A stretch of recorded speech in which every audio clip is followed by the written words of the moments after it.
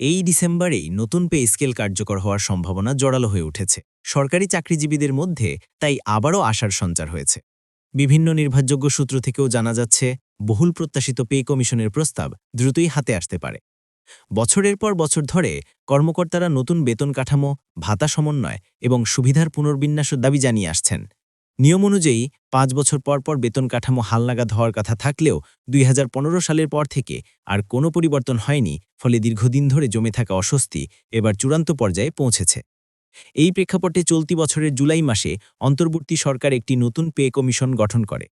প্রজ্ঞাপন অনুযায়ী কমিশনকে ৬ মাসের মধ্যে সুপারিশ চূড়ান্ত করার নির্দেশ দেয়া হয়েছে, যার শেষ সময় ১৪ ফেব্রুয়ারি।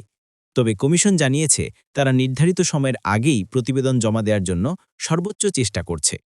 অন্যদিকে কর্মকর্তা-কর্মচারীরা কমিশনের কাছে ৩০ নভেম্বরের মধ্যে প্রস্তাব জমা দেওয়ার দাবি জানিয়েছিলেন। সময়মতো সুপারিশ না পাওয়ায় তারা ৫ই ডিসেম্বর শহীদ মিনারে সমাবেশ করেন এবং নতুন করে ১৫ই ডিসেম্বর পর্যন্ত সর্বশেষ সময়সীমা নির্ধারণ করেন।